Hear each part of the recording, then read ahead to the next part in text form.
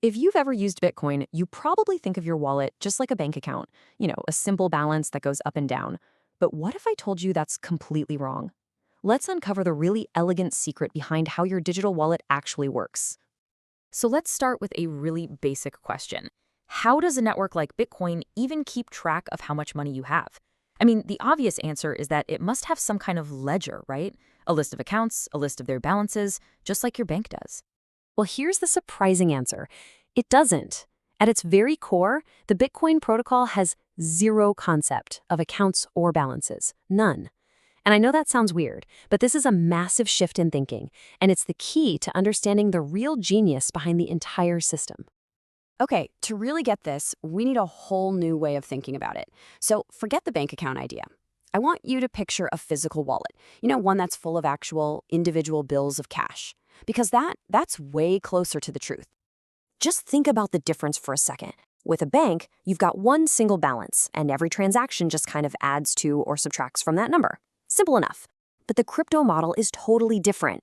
Your so-called balance is really just the grand total of a bunch of separate little digital bills. And when you go to pay for something, you're not just changing a number. You are literally spending specific bills and getting brand new ones back as change. Now, this probably still sounds a little strange, so let's make it real. We're going to walk through a simple payment step by step just to see how these digital bills actually move around. So here's our scenario. Let's imagine your wallet has just one piece of digital cash in it, a single bill worth 10 units, and you want to buy a coffee that costs 3 units. Now, the problem is you can't just digitally tear off a corner of that bill. So what happens? Here's how it works. First, your transaction selects that entire 10-unit bill as its input. Now, this is the crucial part. That bill is indivisible. You have to use the whole thing.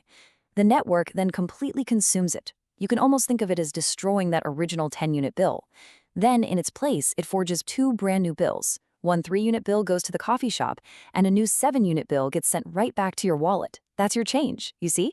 You started with one bill, and you ended up with a completely different one. All right, now that we've got a feel for how it works, let's put the official name on this idea.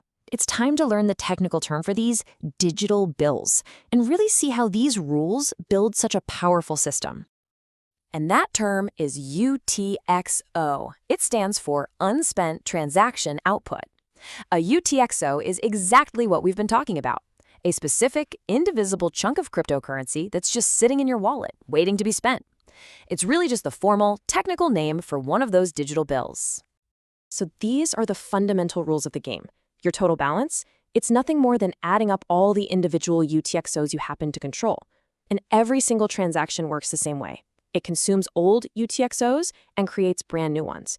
And that strict rule, that you have to spend a UTXO in its entirety, is exactly why the network always has to create a new change UTXO to send the rest back to you. So you might be asking, why go through all this trouble? I mean, why not just use a simple balance like a bank? Well, it turns out this whole UTXO model isn't just some weird quirk. It's actually a foundational blueprint for building secure, decentralized money. This accounting model isn't just a Bitcoin thing. It's the engine running behind a lot of other major networks too. And the reason for that is because it's just incredibly secure and elegant.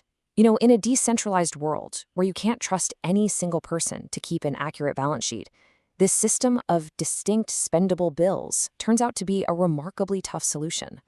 Ultimately, this whole system of consuming old UTXOs to create new ones is what makes it pretty much impossible to spend the same digital money twice.